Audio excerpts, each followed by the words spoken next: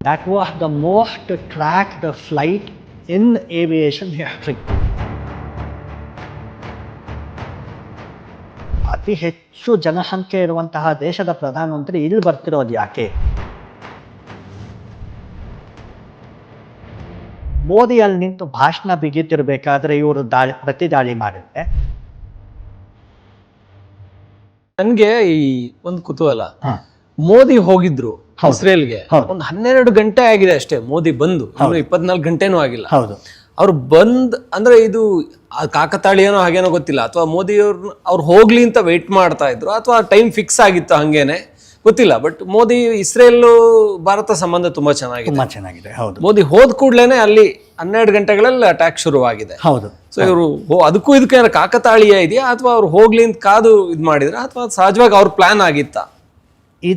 ಇದಕ್ಕೆ ನಿಖರವಾದ ಮಾಹಿತಿ ಗೊತ್ತಾಗೋದಿಲ್ಲ ನಮಗೆ.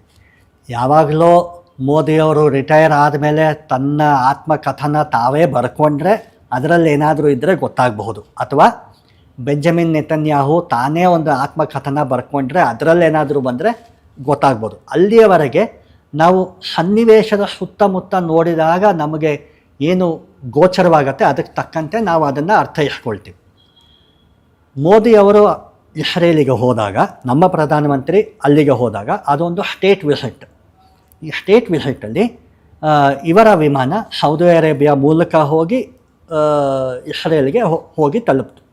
ಸೌದಿ ಅರೇಬಿಯಾಕ್ಕೂ ಇಸ್ರೇಲಿಗೂ ಮೊನ್ನೆವರೆಗೂ ಒಂದು 5 ವರ್ಷದವರೆಗೂ ಒಳ್ಳೆಯ ಸಂಬಂಧಗಳು ಇರಲಿಲ್ಲ. ಇನ್ಫ್ಯಾಕ್ಟ್ ಅವ್ರು ಇದ್ದಾರೆ ಅಂತಲೇ ಗುರುತಿಸ್ತಾ ಇರಲಿಲ್ಲ. ಇದ್ರೂ ನಾನು ನಿನ್ನನ್ನು ಗುರುತಿಸೋದಿಲ್ಲ ಅನ್ನೋ ಒಂದು ಧೋರಣೆ ಇತ್ತು ಸೌದಿ ಅರೇಬಿಯಾಕ್ಕೆ. ಗುರುತಿಸೋದೇ ಇಲ್ಲ ಅಂದಮೇಲೆ ನಿಮ್ಮ ವಿಮಾನ ನಮ್ಮ ಆಕಾಶದಲ್ಲಿ ಹೇಗೆ ಹಾರಕ್ಕೆ ಬಿಡ್ತೀವಿ ನಾವು, ಅಲ್ವಾ? ಹಾಗಾಗಿ ಇಸ್ರೇಲಿನ ವಿಮಾನಗಳು ಸೌದಿ ಅರೇಬಿಯಾ ಮೇಲೆ ಹಾರ್ತಾ ಇರಲಿಲ್ಲ. ಹಾಗೆ ವರ್ಷ ಇಲ್ಲಿಂದ ಹೋಗಿದ್ದ ವಿಮಾನ, ಭಾರತದ ವಿಮಾನ ಇಸ್ರೇಲಿಗೆ ಹೋಗಬೇಕು ಅಂದರೆ ಸೌದಿ ಅರೇಬಿಯಾ ಮೇಲೆ ಹೋಗುವಂತೆ ಇರಲಿಲ್ಲ ಒಂದು ಕಾಲದಲ್ಲಿ. ಒಂದು 5 ವರ್ಷದ ಹಿಂದೆ ಅದು ಬದಲಾಯಿತು.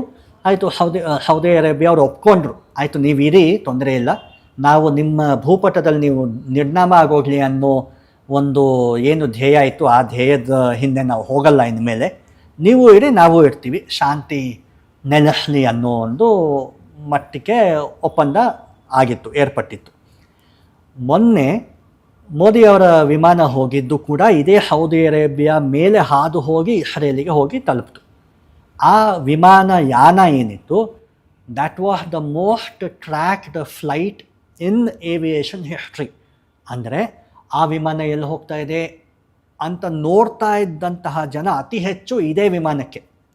ಇಲ್ಲಿಯವರೆಗೆ ಆ ರೀತಿ ಇವಾಗ ಯಾವುದೋ ಒಂದು ವಿಮಾನ ಹೋಗ್ತಾ ಇದೆ, ನಾವು ನೋಡ್ತೀವಿ, ಏರೋಪ್ಲೇನ್ ಟಾಟಾ ಹೇಳ್ತೀವಿ, ಮಕ್ಕಳಂತೆ ಹೇಳ್ತೀವಿ, ಹಳ್ಳಿಯಲ್ಲಿ ಜನ ನೋಡ್ತಾರೆ. ಇನ್ನು ಪಕ್ಕದ ದೇಶದಲ್ಲಿ ಅದೇ ವಿಮಾನ ಹೋಗ್ತಿರೋ ಅವರು ನೋಡ್ತಾರೆ. ಎಷ್ಟು ಜನ ನೋಡ್ತಾರೆ? ಒಂದು 20,000 ಜನ ನೋಡ್ತಾರೆ ಅಷ್ಟೆ.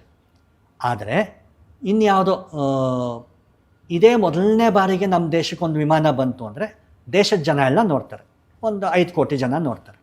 ಆದರೆ ಮೋದಿಯವರ ವಿಮಾನ ಆ 20,000 ಅಲ್ಲ, 5 ಕೋಟಿ ಅಲ್ಲ, ಈ ಇಡೀ ಯಾವುದು ಹಳೆ ಏನು ರೆಕಾರ್ಡ್ ಇತ್ತು ಅದನ್ನು ಬೀಟ್ ಮಾಡಿದ್ದು ಇದೇ ವಿಮಾನ. ಅಂದರೆ ಎಲ್ಲರಿಗೂ ಕುತೂಹಲ, ಯುದ್ಧ ನಡೆಯುವಂಥ ಪರಿಸ್ಥಿತಿಯಲ್ಲಿ ಅತಿ ಹೆಚ್ಚು ಜನಸಂಖ್ಯೆ ಇರುವಂತಹ ದೇಶದ ಪ್ರಧಾನಮಂತ್ರಿ ಇಲ್ಲಿ ಬರ್ತಿರೋದು ಯಾಕೆ? ಗೊತ್ತಿದೆಯಾ ಭಾರತದ ಪ್ರಧಾನಮಂತ್ರಿಗೆ ಬಂದರೆ ಎಷ್ಟು ತೊಂದರೆ ಆಗಬಹುದು, ತೊಂದರೆಯಲ್ಲಿ ಸಿಕ್ಕಾಕ್ಕೋಬೋದು ಅಂತ?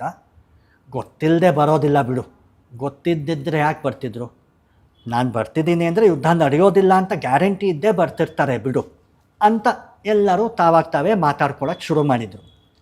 ಜೊತೆಗೆ ಅಲ್ಲಿನ ಸಂಸತ್, ಕ್ನೆಸೆಟ್ ಅಂತ ಏನು ಹೇಳ್ತೀವಿ, ಅಲ್ಲಿ ಒಂದು ಭಾಷಣ ಕೊಡೋದಿತ್ತು. ಮೋದಿಯವರಿಗೆ ಭಾಷಣ ಕೊಟ್ಟರು. ಅಲ್ಲಿನ ಕ್ನೆಸೆಟ್, ಅಲ್ಲಿನ ಸಂಸತ್ ಇವರಿಗೆ ಒಂದು ಮೆಡಲ್ ಕೂಡ ಕೊಡೋದಿತ್ತು, ಒಂದು ಅವಾರ್ಡ್ ಕೊಡೋದಿತ್ತು.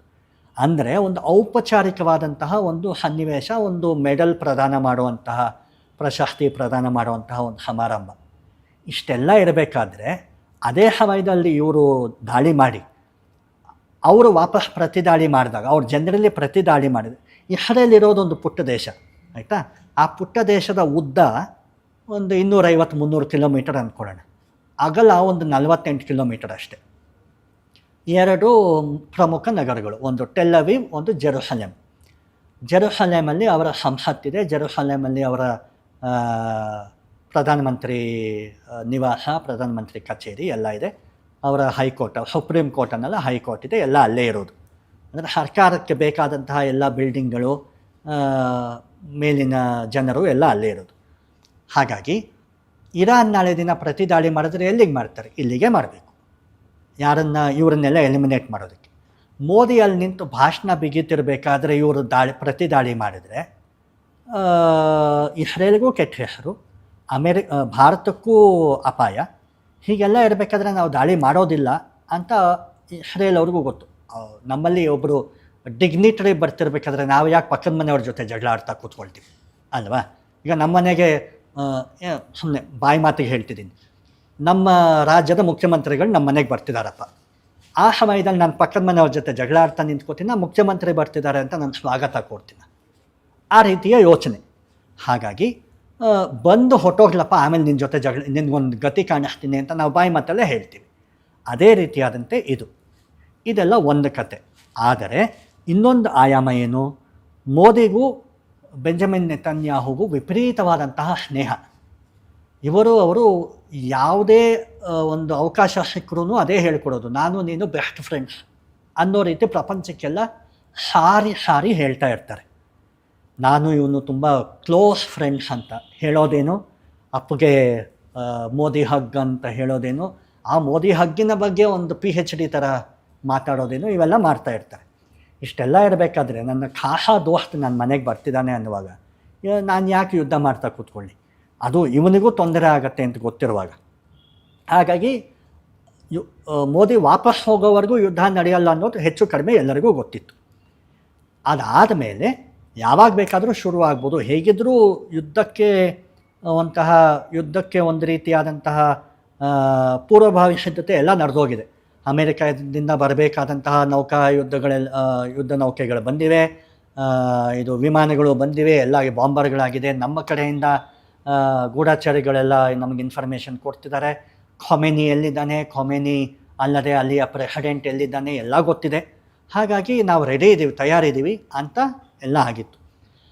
ವಾಪಸ್ ಅಂದರೆ ಮೋದಿಯವರು ಭಾರತಕ್ಕೆ ಹಿಂತಿರುಗಿ ಬಂದ ಕೂಡಲೇ ವಿತಿನ್ 12 hours ಅಂತ ನೀವೇನು ಹೇಳ್ತಿದ್ರೆ, ಅದೇ ಟೈಮಿಗೆ ತೆಹರಾನಲ್ಲಿ ಇವರೆಲ್ಲರೂ ಒಂದೇ ಕಡೆ ಬಂದು ಸೇರಿ ಒಂದು ಮೀಟಿಂಗ್ ಮಾಡಿದ್ದೇ ಒಂಥರ ಸರಿಯಾದ ಸಮಯ ಅಂತ ಆಯಿತು ಅಂತ ಕಾಣುತ್ತೆ. ಆವಾಗ ಅಟ್ಯಾಕ್ ಮಾಡಿದರು. ಒಟ್ಟಿನಲ್ಲಿ ಮೋದಿಯವರು ಅಲ್ಲಿ ಇದ್ದಾಗಂತೂ ದಾಳಿ ನಡೆಯೋ ಪಾಸಿಬಿಲಿಟಿ ತೀರಾ ವಿರಳ, ನಡೆಯೋದಂತೂ ಇರ್ತಿರಲಿಲ್ಲ. ಆದ ಕೂಡಲೇ ಆಗಿದೆ. ಇದ್ರ ಬಗ್ಗೆ ಫುಲ್ ಡೀಟೇಲ್ಸ್ ಗೊತ್ತಿರೋದಿಲ್ಲ, ಬಟ್ ಮೇ ಬಿ ಮೋದಿಯವ್ರಿಗೂ ಗೊತ್ತಿತ್ತು ಅಂತ ಕಾಣುತ್ತೆ. ನಾನು ಹೋದ ಕೂಡಲೇ ಯುದ್ಧ ಶುರು ಆಗುತ್ತೆ ಇಲ್ಲಿ ಅಂತ ಗೊತ್ತಿತ್ತು ಅಂತ ಕಾಣುತ್ತೆ. ಬಟ್ ಎಕ್ಸಾಕ್ಟ್ ಡೀಟೇಲ್ಸ್ ಎಲ್ಲರಿಗೂ ಗೊತ್ತಿರೋದು ಯುದ್ಧ ಆದಮೇಲೆ ಒಂದಷ್ಟು ಮೂವಿಂಗ್ ಪಾರ್ಟ್ಸ್ ಇದ್ದೇ ಇರುತ್ತೆ. ಇವನು ಹಾಗೆ ಅಟ್ಯಾಕ್ ಮಾಡ್ತಾನೆ, ನಾನು ಹೀಗೆ ಅಟ್ಯಾಕ್ ಮಾಡ್ತೀನಿ ಅಂತೆಲ್ಲ ಇದ್ದೇ ಇರುತ್ತೆ. ಬಟ್ ಅಟ್ಲೀಸ್ಟ್ ಮೋದಿಯವ್ರಿಗೆ ಒಂದು ಐಡಿಯಾ ಇರ್ಬೋದು, ನಾನು ವಾಪಸ್ ಹೋದ ಕೂಡಲೇ ಇಲ್ಲಿ ಯುದ್ಧ ಶುರು ಆಗುತ್ತೆ ಅಂತ. ಯಾವುದೇ ಸುದ್ದಿಯ ಅಪ್ಡೇಟ್ ಅನ್ನ ಮಿಸ್ ಮಾಡ್ಕೊಳ್ಬಾರ್ದು ಅಂದ್ರೆ ಈಗ್ಲೇ ಒನ್ ಇಂಡಿಯಾವನ್ನ ಸಬ್ಸ್ಕ್ರೈಬ್ ಮಾಡಿ. ನಿಮಗೆ ಬೇಕಾದ ಭಾಷೆಯಲ್ಲಿ ಎಲ್ಲಾ ಸುದ್ದಿ ತಿಳಿಬೇಕು ಅಂದ್ರೆ ಒನ್ ಇಂಡಿಯಾ ಆಪ್ ಅನ್ನ ಡೌನ್ಲೋಡ್ ಮಾಡ್ಕೊಳ್ಳಿ.